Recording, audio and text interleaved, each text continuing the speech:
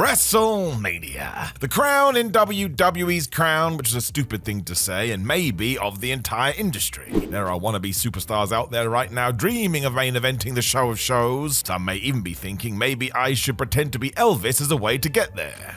That is a very niche and stupid joke. As we recently did go past the 40th birthday though, I, Simon Miller, sat down and binge-watched them all. No, I'm not proud of myself. I do have some thoughts, however, and if you are smarter than me and you don't want to do it, well, here's 50 things you need to know when you do indeed binge-watch WrestleMania. Number 50, the first one, isn't very good. And that is not to say it wasn't important, because of course it was. The first WrestleMania launched all of this, and without it, who knows where we are at. It also captured the public interest and let the then WWF take a step into the future. It was huge. We do not need to worry about all that as fans though, because you just need to sit down and watch it, and yeah, it ain't great. It's the opposite of what Jeff Jarrett used to say. The whole thing is just based around the main event, which of course I get. It's Hulk Hogan and Mr. T versus Roddy Piper and Paul Orndorff, and do not forget how massive Mr. T was in 1985. This was a massive get and a reason humans tuned in. They were intrigued, if nothing else. Cyndi Lauper deserves so much credit too, but as for the undercard, I don't want to be disrespectful, but you do not need to watch this. So many fights are just there to fill time, and while it's nice to see Tito Santana, he is facing the Executioner. Brutus Beefcake is taking on David Sammartino, and nothing happens. If I told you it was like an exhibition, you would believe it. Loads of the show too is Lord Alfred Hayes just telling you how big WrestleMania is. Kinda feels like we hadn't really figured things out yet. Number 49, the Blue Cage of Death. While a lot of us have nostalgia for that blue WWE cage that did main event WrestleMania 2, I think there's a big reason we switched it out. It hurts like hell. Go and watch Hulk Hogan versus King Kong Bundy in an absolutely bizarre last match, because their faces, anytime they hit it, they don't sell it like it's wrestling. They sell it like, what are we doing? Please, can I go home? The pair actually put on a decent old school monster scrap, but it's no wonder wrestlers from that era were broken. Aside from the schedule, this structure is just designed to break your bones. I checked with a doctor, and that is not ideal. Somehow it did last another 13 years, and do you know what match that was? That's right, the St. Valentine's Day Massacre from 1999, Steve Austin versus Vince McMahon. So I would hazard a guess that Vince felt this steal and went, yeah, let's never do that again. Number 48, the WrestleMania 3 main event. It's historic, it is iconic, and of course it helped move the WWF forward, but it also ruined so many people's brains when it came to Andre the Giant. Because on this night, Andre was essentially doing Vince McMahon a favor. He knew his body was shot and had essentially retired when Vinnie Mac convinced him to return, turn heel, and really pass the torch to Hulk Hogan. Ever a student of the game, Andre agreed, but you can't judge the Giant based on his performance here. He basically didn't have a back, plus was suffering from serious gigantism. It's amazing he could work at all. That's why when you tune in today, there is a tinge of sadness, because he does not look mobile, and he looks in pain. You don't want to see that. Therefore, do not use this as your Andre the Giant guide. Go back a good 10 years before this and marvel at a dude that size flying around like it was easy. That man made no sense. He was 2 + 2 = potato. But that's the reason he went down as a legend. Number 47, WrestleMania 4 is a marathon, because we did indeed base the whole thing around a tournament for the vacant WWF title. Now, I don't mind this in principle, but I do think it sums up where the promotion was at the time. It was still the idea that the event itself wasn't enough.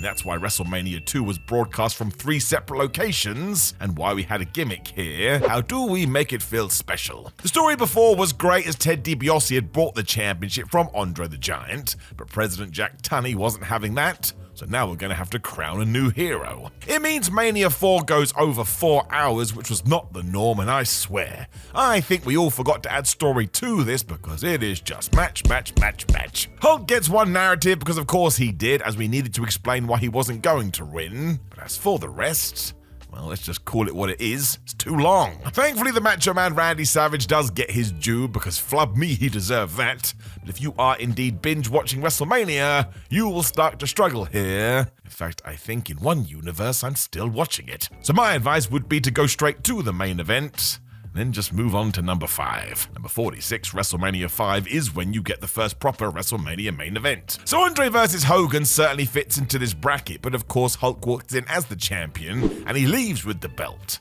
it lacked the soon-to-be tradition of doing a big change at the show of shows. Now, of course, it was Hogan winning the WWF title from the Macho Man, but look at the rest of it. Randy Savage came in as the heel champion, then he got beaten by the mega babyface.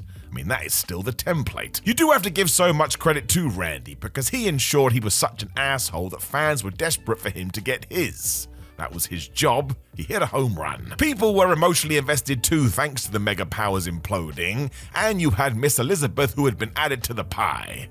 That's important too, as the rest of WrestleMania 5 is a bit meh. Demolition versus the Powers of Pain is fun, and watching Rick Rude figure out the puzzle that's the Ultimate Warrior is just a feather in his cap. But once again, if you did go through all of these, and you kind of flew through this one, well, I don't think you're going to be missing much overall. Number 4, the intro to WrestleMania 6. If you are old, you will remember this. Some of the old school opening videos for WrestleMania are timeless. This was the case in 1990. Vince McMahon, as he often did, chose to do it himself when he is screaming, "It's title for title! It's the ultimate challenge! It's WrestleMania!" Man, you get pumped. I mean, it's totally over the top, but it is played that way, and besides, this was mostly designed to get children excited. Please, mummy, go and buy me some merchandise. It also underlines what we are about to see. Hulk Hogan and the Ultimate Warrior headlining this show was mad.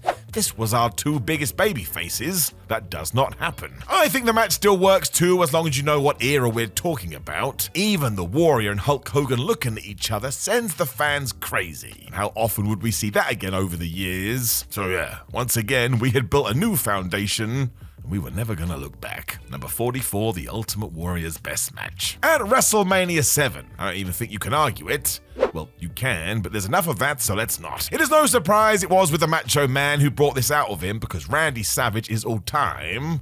Plus, he was always about putting the match first. There is the slightly odd retirement stipulation that serves to reunite Randy and Miss Liz. And really, that's nice, so it's justified. I mean, it was a normal wrestler retirement, because of course Macho did return. However, there is all the emotion injected into this, and look, the Ultimate One and Randy stole the show. That's not by fluke either. They went out there and they totally earned it. Because there are other good matches like the Rockers versus the Barbarian Haku, and the Hart Foundation worked their asses off against the Nasty Boys. They were not going to let that be bad. The main event is difficult because it is Hogan versus Sergeant Slaughter with the world's worst storyline, which is what makes that Warrior match even more interesting. He was certainly considered a flop after he didn't spark business following his clash with Hulk Hogan, but on this night, well, I tell ya, he was the man. Number 43, Sid Justice, is going to be Hulk Hogan number 2. This one was not Sid's fault. You know the deal. Vince McMahon time and time again thought to make a new Hogan,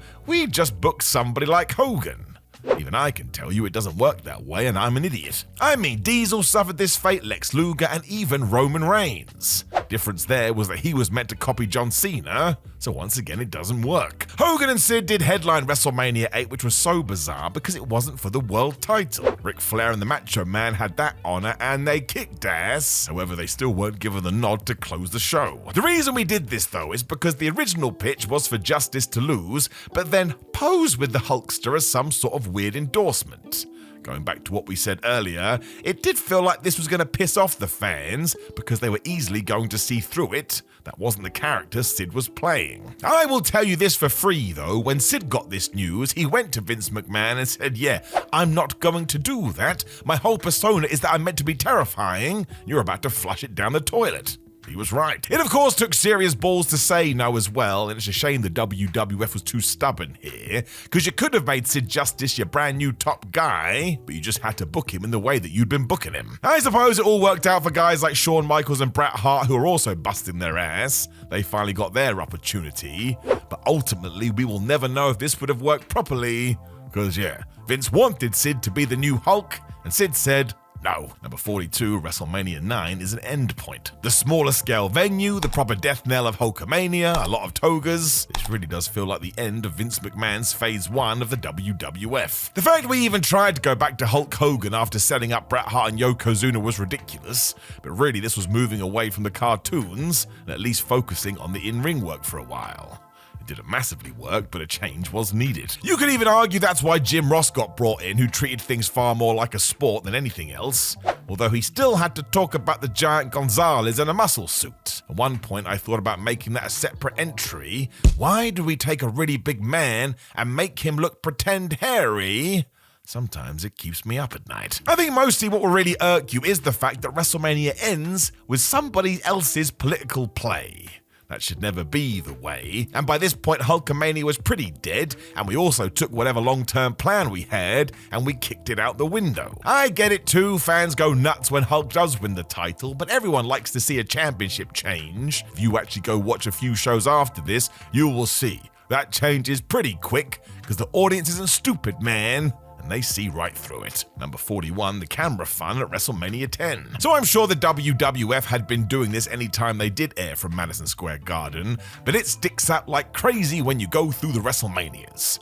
The camera angle where you can see the entranceway is just great, man. Makes you feel warm and fuzzy in your tum-tum. It also allows number 10 to have a real unique feel, and while we would never do this today, the minimalist approach is a huge plus. Your eye notices the difference instantly. The company would always try and switch from this because they love fan reactions in the background. Well, there is more here. The WWF was about to hit some rough times, and that is represented in the presentation. Everything for some reason took a hit. Do not forget though that there is a big 1-0 slapped on this, so it is an anniversary of sorts, a phrase I shall continue to go back to, and because of that, this is absolutely perfect. It does feel like we have just done 10 years of WrestleMania, and of course we were going to have to wait another 10 years before we got one of these again. Number 40, the new generation wasn't new. So this is semantics, but you could choose any WWF show from 1995, and the term the new generation would be fired at you. You know the deal. When the company does come up with a slogan, you're gonna get it a lot, and damn it, you'll like it. The idea in the mid-90s was that the old slow wrestlers from the past were gone, and everybody here is fresh. Not quite. I mean, Bob Backlund is on WrestleMania 11, and when he went loopy, he was great. But that sort of sums up the tagline not being the tagline. King Kong Bundy is around too, and do you know who headlines this show? Lawrence Taylor, who is an NFL player. Again, I get it, celebrities, but the new generation wasn't meant to be about football players. We are being snarky here, but it's mostly because this show is sort of just there. That's why Lawrence and Bam Bam Bigelow main evented, because the WWF was trying to refine themselves. It's also the first WrestleMania in a while where you can most definitely skip it. It just sort of feels like any old show. That's not good. We all get pumped for WrestleMania. This one is a little bit of a damp squib. Number 39, Bam Bam. As we did mention him though, let's right a wrong. Bam Bam Bigelow's work with Lawrence Taylor is so good, it deserves way more praise. Unlike today, outside folk didn't necessarily take wrestling seriously other than the payday, but I think Taylor really did want to do well. It is still his first match ever, however, and somehow he's in the main event of WrestleMania. Bam Bam understood the assignment though, and let's not forget, he is one of the best big men of all time. The man was so talented and really should have got a WWF title run at some point. He could go. You can even see Bigelow walking Taylor through this, including telling him to calm down, and man, do I love that. That's a pro. You really need to be good at your craft. These days, maybe people get confused when they see Bam Bam in this spot, but it was the right move. The man is great. If you're going to take only one thing away from this, well, it would actually be another point probably, but put this in your brain too. Number 38, WrestleMania 12 gets a bad rap. To this day, the WrestleMania 12 main event gets ragged on. If you don't know, it's Bret Hart versus Shawn Michaels for the WWF title in an hour-long Iron Man match. Pretty brave in 1996. That was an old school idea. As they did decide to have 0 falls before going to sudden death, it does divide people. But I think this is really good, even more so if you watch it by itself. These two just understand pro wrestling. The entire card is also bonkers as you get the Ultimate Warrior returning to squash Triple H, although Roddy Piper versus Goldust is on this show as well, and man, they have a street fight and almost kill each other. Steve Austin versus Savio Vega is also an unexpected delight, plus the Undertaker versus Diesel works. The show is alright. It is always going to be dragged down a little bit because business-wise it didn't light up the world, and again, the World Wrestling Federation didn't really know what to do to combat that, but you don't have to worry about that in the modern day. you can just sit down and watch it for what it is. Number 37, Ken Shamrock at WrestleMania 13. Because we all forget about this, although it is for understandable reasons. Bret Hart versus Steve Austin in the submission match is one of the best matches of all time, so everything else sort of feels needless. Even then though, Ken Shamrock is basically making his WWF debut as the special guest referee. I'm sure on paper it was just a good way to introduce him, but I tell you, given the plan and how Austin and Hart worked this, you needed somebody who wasn't going to take any BS. That is Ken. The WWF sold this so well too, as that was the story. Bret and Steve are out of control, somebody needs to control them, everybody knew Shamrock could do that, he was beyond legit. Ken also proved he got the business, as not once does he make this about him. Sometimes he even fades into the background, but this helps even more. When he does stick his nose in, it feels even bigger. Just gonna say it, what a damn hero. You should go and watch this today too, because it is still amazing. It is my favorite match of all time, and the double turn will never be topped. Not unless the person who goes good guy changes the industry. Let's use that terrible term that annoys people. It is a proper work of art. Number 36, LOD 2000. What a thing to see. Animal and Hawk with an updated look due to the millennium, and Sonny as their manager. This feels like a hodgepodge of ideas. It was their big return at WrestleMania 14 though, in this sort of tag team battle royal thingamajig, and they were called LOD 2000. I mean, that couldn't be more on the nose. Let's now put some spin on this though, because actually the presentation was great. It felt like we were really going to go with them too, and it is such a shame Hawk's personal issues hampered them. The revamp was going to work, you could just feel it. They also win this match too, and the only problem is the WWF doesn't see what they've done. At the Unforgiven pay-per-view the next month, they lose to the New Age Outlaws, who retain their titles. Now I get we were pushing a new duo, but sometimes you gotta go with the crowd, and they had bought back into the Legion of Doom hard. Now that is of credit to both of them and the company, and maybe officials behind the scenes saw the writing on the wall, because this is a missed opportunity based on the appearance alone. There's nothing we can do about it now, and of course both have tragically passed away, so much love to them. They're a couple of legends. Number 35, the rapid rise of The Rock. Let us use Bron Breakker as the comparison, just as he is the current Intercontinental Champion as I talk to you. I truly believe he will main event WrestleMania one day, but let's say in the short term, he flops. Something doesn't click, the fans turn on him. It is a concerning situation. Fast forward a year, however, and from nowhere, not only is he one of the top guys in the WWE, but clearly a generational talent. That's exactly what happened to The Rock. Because the Great One was still the happy-go-lucky babyface in 1997, and then by 1999 he is the champion and one of the most popular guys we'd ever seen. The switch is actually remarkable. His main event at Mania 15 with Steve Austin also felt huge, and we all knew it. We could feel it in our bones. This was going to be something that lasts forever. I suppose it does underline why patience is so important in wrestling, because if this had been 2010, Dwayne Johnson likely would have been released after the first obstacle, and I wouldn't even bother imagining that because it will do your brain no favors. You need to tune in to see this emotion because it is something else entirely. I suppose some people are just built to go. Number 34, WrestleMania 2000. I mean, what the hell were we doing? Aside from the fact that WWF called this WrestleMania 2000 as opposed to 16, we weren't forward thinking at all. This obsession with the new millennium was never gonna last. Today it looks silly. That is just a name though, and WWF throwing out the long-planned Triple H versus Rock match to add in Mick Foley in the Big Show was a mistake. This is mostly because it was done so we could have a McMahon in every corner. My only reaction to that is meh. It is lovely because Foley gets his moment and no one deserved that more, but we are talking about a retrospective look here. Fans most definitely wanted the singles bout. It's why they get to it just a month later, and do not forget, Triple H walking away with the world title from a WrestleMania main event was insane. The heel never retained his belt on these nights.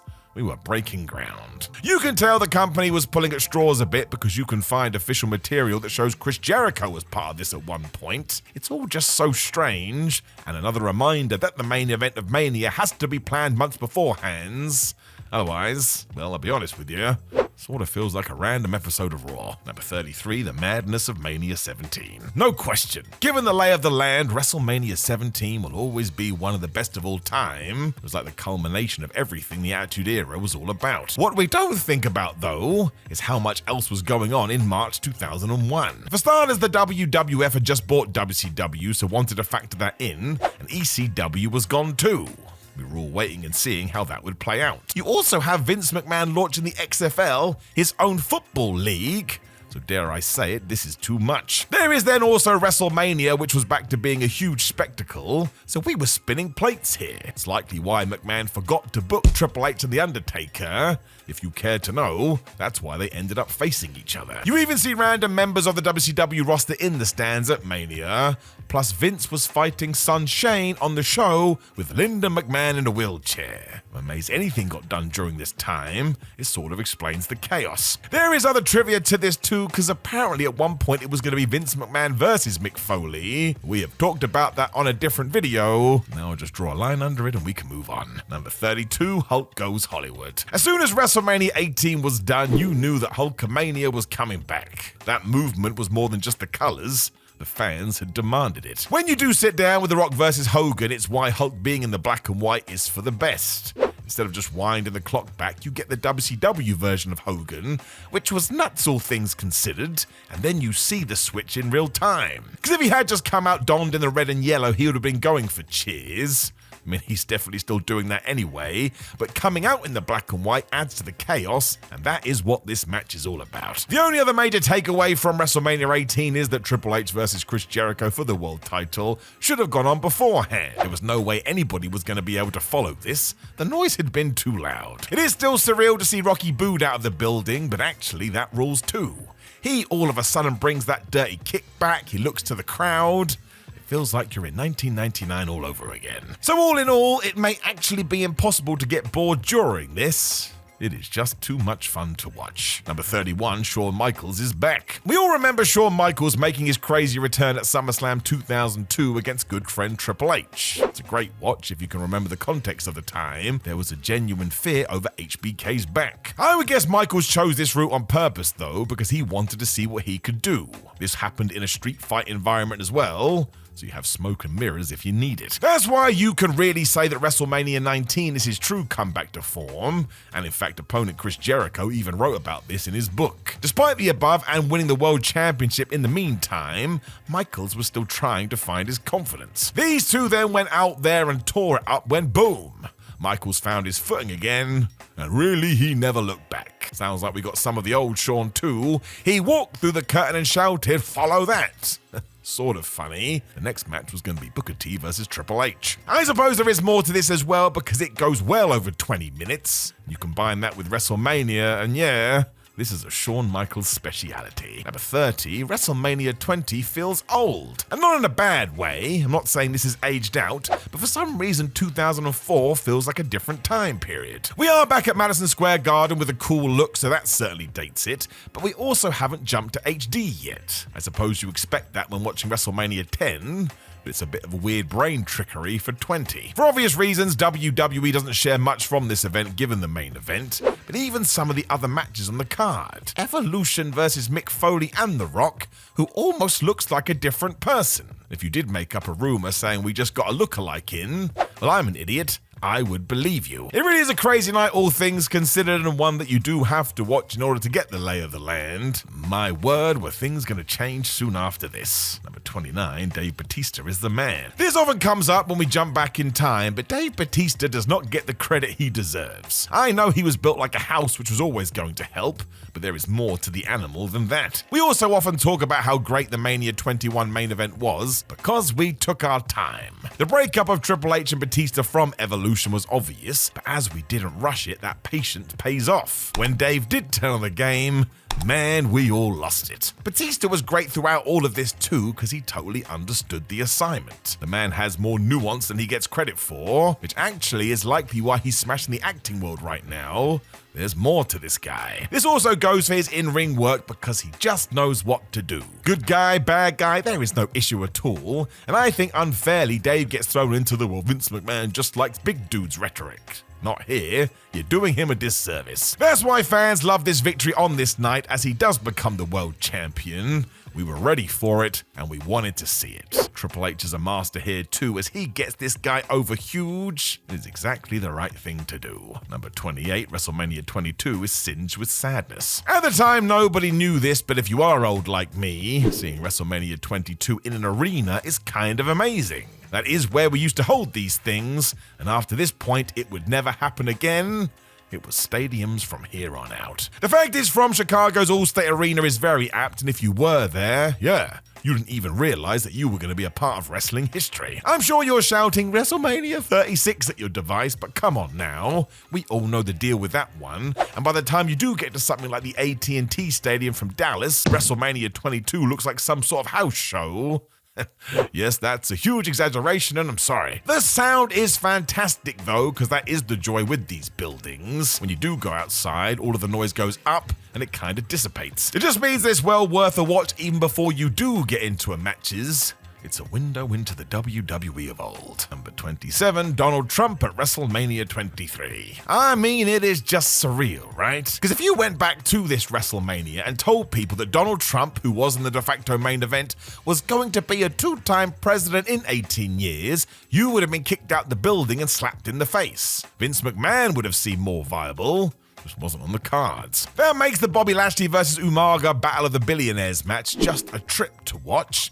How did we get here and what is happening? Did somebody slip me some drugs? Trump even clotheslines McMahon, which according to Bobby Lashley was only added a few hours before bell time. And Steve Austin is the special referee here. That's how insane this feels. You sort of forget about Stone Cold. There is a sadness here too because Umaga tragically passed away a few years later. And actually, in terms of moving parts, Lashley wasn't going to stay around that much longer either. Just goes to show you never really do know what's going to happen. And in terms of rating and numbers, well, this absolutely worked. Turned out the wrestling public did want to see what Trump and McMahon were going to do. Wonders never cease. Number 26, Floyd Mayweather did a really good job. In terms of celebrities getting in the ring to wrestle at WrestleMania, Floyd Mayweather Jr. is right up there. We hadn't really seen this since Lawrence Taylor tried out, and look, we talked about it. The NFL star did fine. Floyd took it up a notch. A huge reason that it worked is because he's happy to play heel, and that he had legitimately broken the Big Show's nose in the build-up. That is the story anyway, but go look at the damage. Paul White's face looks totally messed up after a wallop of a punch. I will be a nerd and let you know this was the first WrestleMania I attended live, so it does hold a special place in my heart. And yeah, the Ric Flair versus Shawn Michaels match still has all that emotion, but the sheer novelty of wrestler versus boxer stands out a mile. Mayweather also gets thrown out the ring at one point, and while there is 72,469 people to catch him, we were so used to cloak and dagger fights when outside famous people were involved, this made you go, well, what the flub? Also raised the bar and then some, maybe even set the template for the future. And sure, he does get paid a small fortune, but we don't need to worry about that. It's not our checkbook. If WWE did do a post-mortem after this, surely it would have been seen as money well spent. Number 25, Undertaker vs. Shawn Michaels 1 is still a classic. WrestleMania 25 is home to the second best Taker vs. Shawn match. It's a controversial thing for me to say, but as far as I'm concerned, nothing will ever top the 1997 Hell in a Cell. It's just way too brutal. Their clash at this Mania, though, remains an all-timer and is proof that even as we do evolve as a form of entertainment, some matches just rule. Bingo. I mean, it's so good we redid it a year later with Shawn's retirement on the line, and no way that happens if this one didn't go so well. Really, it's not a surprise either. When you do your history, these two never had bad matches. Taker melting down when HBK kicks out of the tombstone is also a reason why we should hold back on the "oh, I'm so shocked" face that wrestlers pull. And look, here we do sit today, and people are still talking about it. That's impressive, because somehow this is almost 20 years old. So it is one of those fights that you have to have seen if you want to call yourself a wrestling fan. Yeah, still one of the best WrestleMania matches of all time. Number 24, WrestleMania 26 is a weird old show. Mostly due to Bret Hart versus Vince McMahon. It is years in the making and it's lovely Bret got his last moment, but man, the whole thing is strange. A lot of this is down to the build because rather than just stick to what happened in Montreal 1997, we threw more logs on the fire. It's crazy. It's like Batman needing his auntie and granddad to be murdered before he decides to seek vengeance. Give me some more. Maybe Busta Rhymes was right. That is sort of true for the whole card as well. Because despite Taker Michaels 2, everything else is fun, but it sort of lacks that Mania bang. Because Edge versus Chris Jericho is good. CM Punk versus Rey Mysterio is very good. John Cena versus Batista, super intriguing. Kind of does feel like they've been told to hold back a little bit though, which I do understand. We have a very dramatic main event. It of course ends bittersweetly due to the Heartbreak Kid walking off into the sunset, and he never returned again. Nope. Stop that right now. Say it with me. He never returned again. Just make it easier for yourself. Number 23, The Rock Show. I think everybody would admit to this now. The Rock's WWE comeback as WrestleMania 27 host was huge, but it totally overshadowed the main event of John Cena vs. The Miz for the world title. It is really bizarre because it means we took the biggest match on the show and used it as a Raw angle to build Rock vs. Cena at WrestleMania 28. What an interesting world we were living in. Now I do get this too because Dwayne Johnson was Hollywood royalty at this point, and even if he had just said hello, his present would have loomed large. But the fact the Miz retains his title after The Rock bottoms John, it's just wild. And by Monday night it all been made official. At least the Miz gets that awesome video package, but hey, by this point, it was his year, and he earned this spot. I mean, if you did want to tell me he feels like the third wheel, you would be correct. I don't know what to tell you. I think WWE was aware, though, and that was the plan. I mean, go look at the poster, which is probably on the screen right now.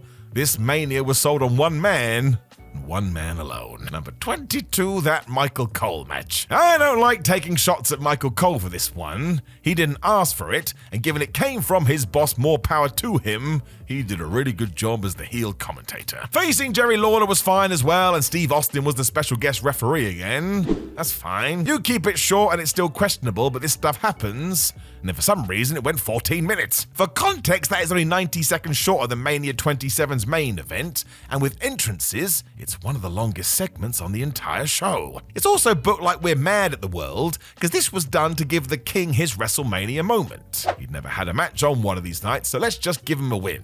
Nope. After we pretended Lawler had got the victory, the anonymous GM reversed the decision. This is why 27 gets people talking. Again, sometimes it feels like Raw. If nothing else, Cole was not a trained wrestler, and therefore he didn't need this much time or to be given the W. It's so off the wall, and I'll be honest with you, it feels like it happened in a different universe. Number 21, 18 seconds isn't that bad, but also very bad. That sounds weird, because it all depends on how you watch this, you see. If you immerse yourself in WWE in 2012, it is just what Vince McMahon did. There are so many stupid decisions. We also do have the benefit now of knowing it all works out at the end, which makes it easier to sit through. Also, it is nice for Sheamus to be dominant. The world has changed. If you do want to remove all of that, however, yeah, what the flub are we doing? Daniel Bryan is a heel before WrestleMania 28, but him winning the World Heavyweight title was such a breakthrough, and his partnership with AJ Lee so well done, of course the fans loved him. Couldn't help it. It was just really, really good. The caveat then is, of course, this was done to push forward the breakup of Daniel and Lee, but man, do it on Raw. Sheamus has talked about this on various podcasts. The biggest instruction was to ensure that Bryan and AJ kissed beforehand, because then that's where all the blame could be placed. We were still robbed because you know these two would have had a banger, although again, history. If we didn't do this, would the Yes movement have gotten as big as it was? I tell you, that's up for debate. WWE still shouldn't have done it because nobody should have been fighting pushing Daniel Bryan to the top of the card. That was obvious, but hey, once again it is wrestling history nowadays, so there is a bit of a guilty pleasure in seeing it back. You get those butterflies in your tum-tum knowing it's about to happen. Sliding doors, I think they call it. Although that may have been a terrible film with Gwyneth Paltrow. Number 20, the once-in-a-lifetime lie. And this one is on us, truly. If you go back and watch WrestleMania 28, it is so obvious the rematch between John Cena and The Rock is happening at WrestleMania 29. I'm to blame as well. I remember buying into this. I am an idiot. For one, the numbers for round one set box office and financial records, and no wrestling promotion was going to ignore that. It is quite literally the point. Furthermore, The Rock won. You think WWE was going to take their current biggest star and not have him defeat Dwayne Johnson? Again, that's not how anything operates. Of course, that tagline was everywhere too, but look, it worked. When it is time for the main event, you can feel the atmosphere. It is next level stuff and really what you want from Mania. It is important. That didn't stop there being a backlash though, and you need to be careful with that. It's marketing 101. Don't teach your audience not to believe. Then you become the boy who cried wolf. Nobody wants to be that kid.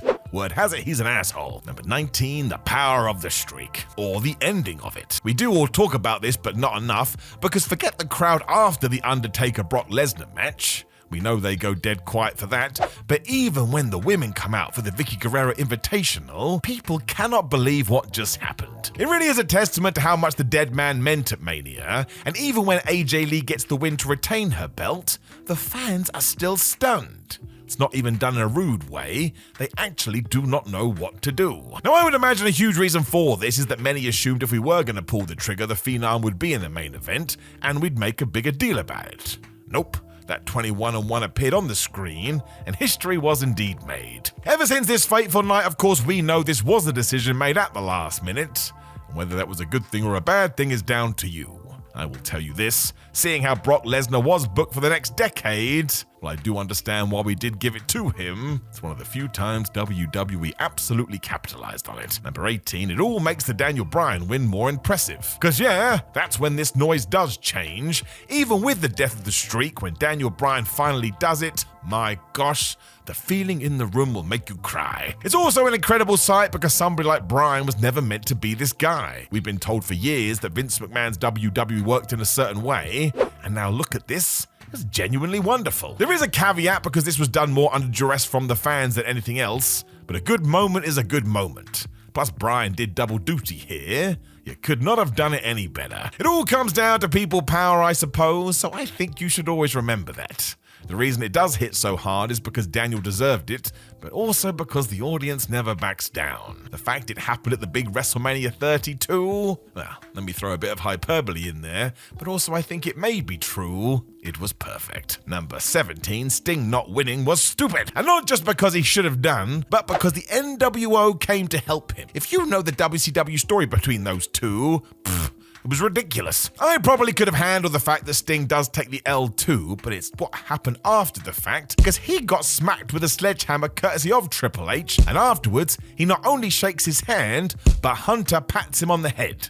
Like a child who ate their dinner for the first time. The commentators are also screaming about how this proves WWE is better than WCW, but it's WrestleMania 31, man. Nobody cares about that unless you are Vince McMahon. For goodness sake, get over it. Don't try and compare this to anything else either, because there is a time and place, but the icon was brought in to do the exact opposite. He was a superstar who had already left his mark. The least we could have done is given him his debut and put him over somebody like Triple H. Instead, he kind of comes across like an also ran, and you just know that Steve Borden felt this way too. It's why he was still dissatisfied after his Hall of Fame induction. This was not the way for Sting to go out, and he was absolutely correct. So it's just a bizarre match all in all, and I will tell you, it hasn't got any better with age. Number 16, you can tell Brock Lesnar does not care. This is so fascinating to watch now because I'm not sure whose side I'm on.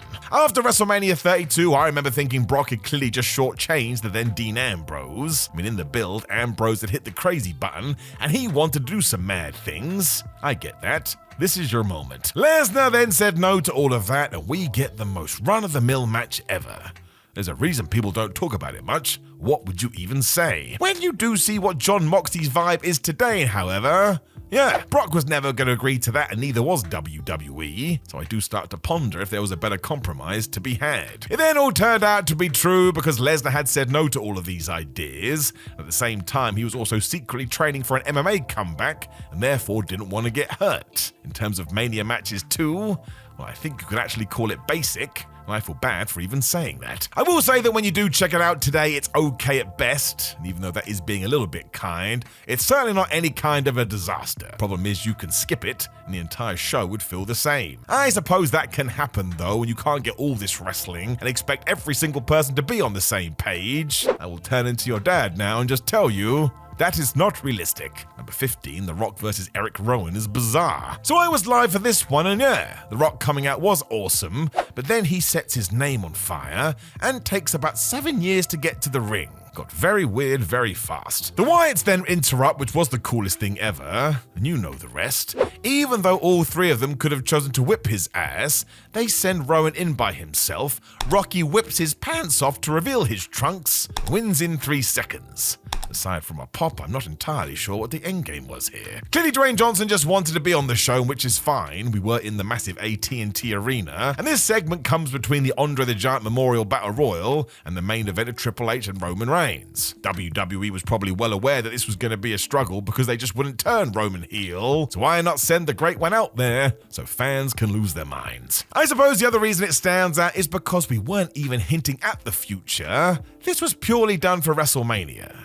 I mean, if you showed somebody this out of context, I'm not sure what they would make of it. They would probably say, well, when did The Rock versus Bray Wyatt happen? And you would have to say, it didn't, before you quietly snuck off into the distance. Number 14, Shane McMahon wins WrestleMania 33. Genuinely, I remember the surprise at the time. It's the same today. Shane McMahon versus AJ Styles is one of, if not the best match on the show. Dun dun dun. Just goes to show how great Styles is, although you do need to give Shane O'Mac his due too. Man just doesn't care in a good way. If there's a fun idea, he will just do it.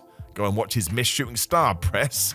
He lands right on his face. They open the show as well, which means they were in a prominent position. Do not forget what comes after.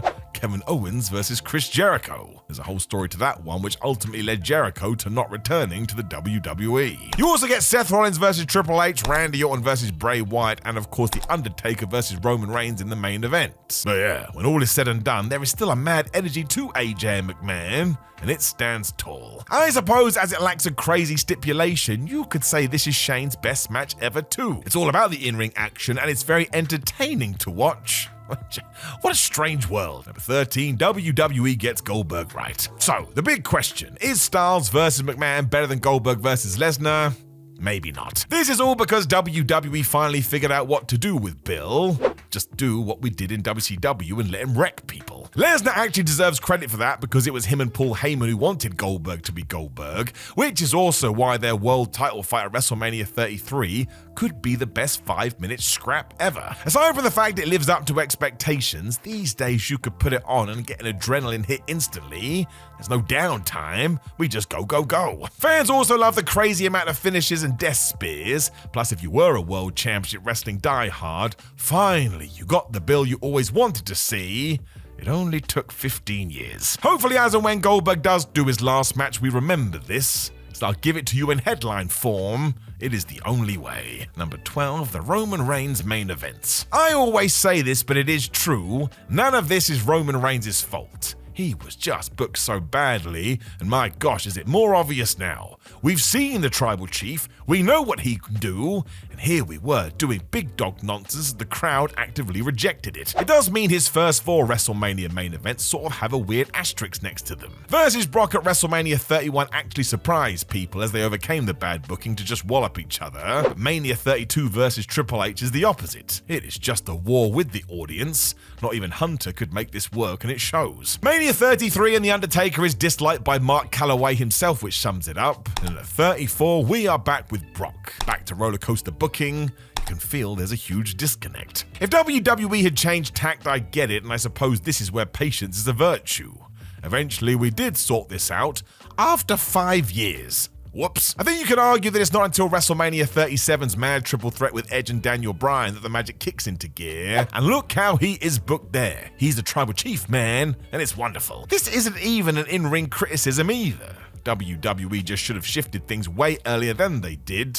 It's nice and simple, my friends. Sometimes you just have to listen to the crowd. Number 11, Ronda Rousey's debut was a home run. I mean, it is just great. Say what you want about Ronda's entire WWE run, but her first match teaming with Kurt Angle versus Triple H and Stephanie McMahon is a triumph. Rousey herself has said she was more than disappointed she wasn't always given this much time to practice. That's wrestling for you.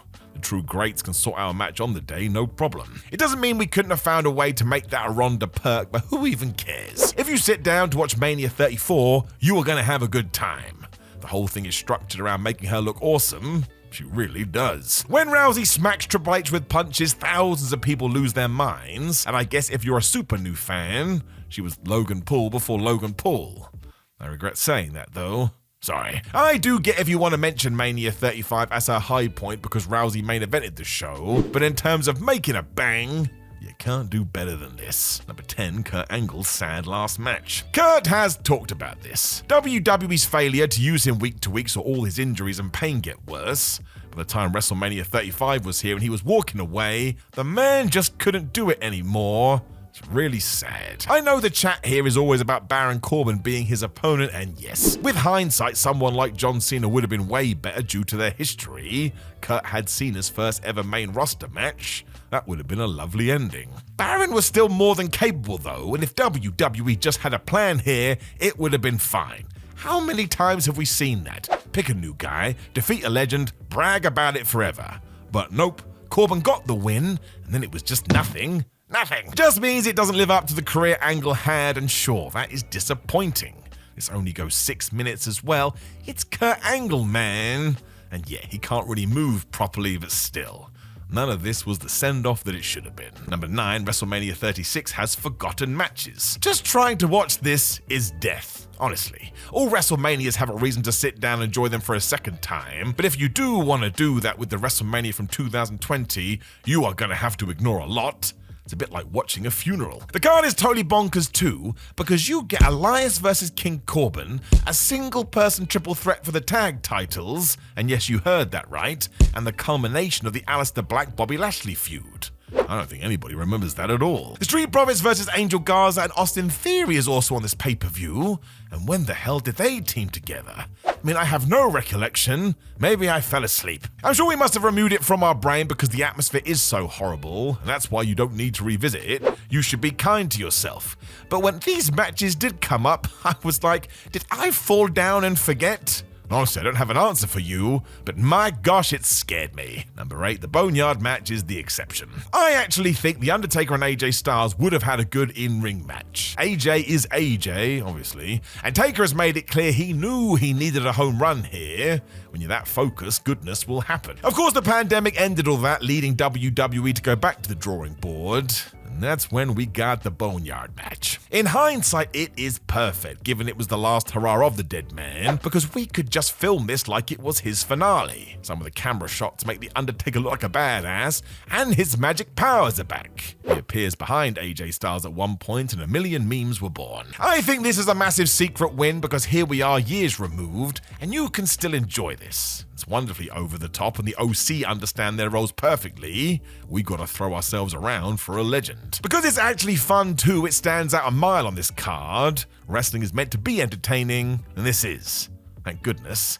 Otherwise, I'm not sure you'd ever have a reason to go back to WrestleMania 36. Number 7, Drew gets his moment. Although this is a reason too, and it is justified. Just not what it should have been. Let's not go over the whole COVID mania thing again and focus on the good. Drew McIntyre becoming the WWE champion was the right move. Go and watch the TV before the world got shut down. We were all desperate for McIntyre to win. Even when he did it in front of nobody, we sold it the right way, and Drew was great in the interviews that followed. He spoke so openly and honestly, made you like him even more. McIntyre also called an audible and cut that impassioned promo afterwards, and hey, he would also use this to become the best heel in 2024. That man is the best. I suppose if nothing else, we were all pretty scared at this time, and Drew just coming across like the happiest person ever gave us some hope. That is what wrestling is meant to do, offer you a little bit of a distraction. I do hope McIntyre gets his proper moment at some point when he actually goes back to being a babyface again, because if anybody does deserve it, well, yes, it is him. If you had another name in your brain, I don't think you were listening. Number 6, 3 AEW stars headline WrestleMania 37. I know it's super nerd time, but your brain can't help but see it. I mean, imagine I told you at this time that Sasha Banks, Edge, and Daniel Bryan would leave the WWE to join AEW. You would have slapped me in the eye. Of course, the former pair worked the triple threat match with Roman Reigns. WWE must have had a crystal ball. Reigns pins both of them as he stacks and racks them, or whatever we wanted to call it. It was a super dominant main event victory. Mercedes also made history as she closed the Saturday show against Bianca Belair, and that whole thing is a joy. It's a huge reason to rewatch 37 too. Both of these actually rule. You also get the pub quiz trivia that yes, 3 out of the 5 Mania main eventers would jump ship.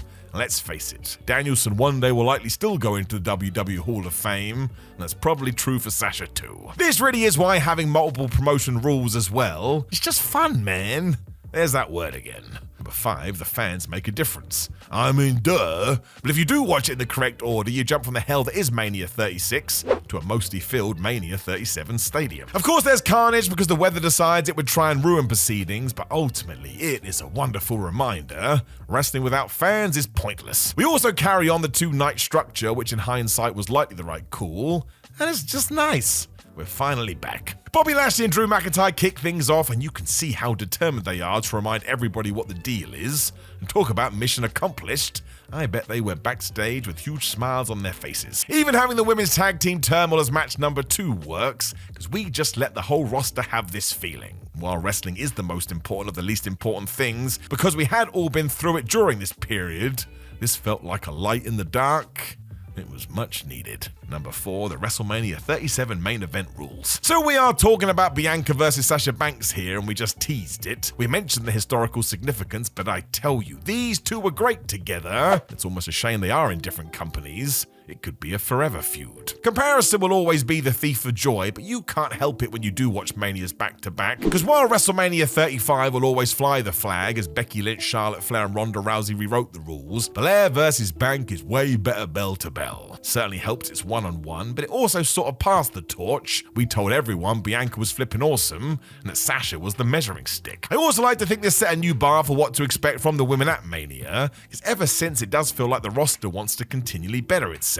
That is excellent, though the finish will be tough to beat. Seeing Banks crying with happiness on the outside as Belair celebrates with her world title, it's just the best, I tell you, and this will still be great in another 20 years. Number 3, Vince McMahon's final bow is terrible. At one point, this was hilarious. So bad it's good is very true in wrestling. And Vince McMahon just deciding to strip off and have a match with Pat McAfee of all people ticked that box. I mean, the names alone, what are we doing? It's WrestleMania. You also get the surprise Steve Austin pop, which actually wasn't a surprise, but I was there and look. I dreamed of being part of that since I was a fetus. It's a memory I shall hold on to forever. Of course, these days it ain't great seeing McMahon do this, and look, really, it's pretty bad. Pat has also just beaten Austin Theory as well, so to do this from a booking standpoint is crazy. It sort of feels like Vince is considered more of a threat than these guys. I shall say it again, what the flub are we doing? The botch stunner will ruin you, mostly because Austin finds it so funny, but given the news we were going to get not long after this,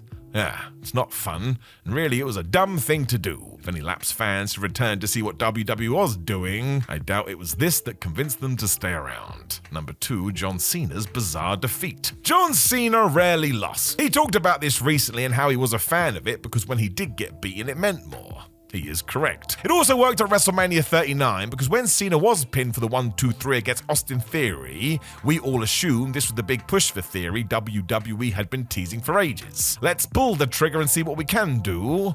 And then we didn't. Damn it. Even if it hadn't have worked after we gave it our all, I would have understood. But everything after this was just meh. It didn't even feel like beating Cena was a big deal, and I tell you, when you rewatch it, I don't think it sold that well on the day either. That's not John's fault because my gosh, he tries everything. It's just such a poor follow-up. The difference as well is that a few months later, Cena would lose to Solo Sikoa, and that launched Solo to become the unhinged maniac, which he basically rode for a year and a half. It just means this really is a disappointment, and why his match at WrestleMania 41 has to be next level. I'm sure you've already seen that by the time you see this video, but that's where John Cena should always be, flying the flag and being told, oh my gosh, it's flipping John Cena. When you break this one down, well, it really was a hit and a miss. Number 1, Cody's win was worth the wait. We have talked about this before. Cody Rhodes losing at Mania 39 was always going to be fine, as long as he won at 40. It certainly sounds like 2023 was meant to be his year when forces at play spoke up, but we are looking back retroactively here, and even with all the madness with The Rock,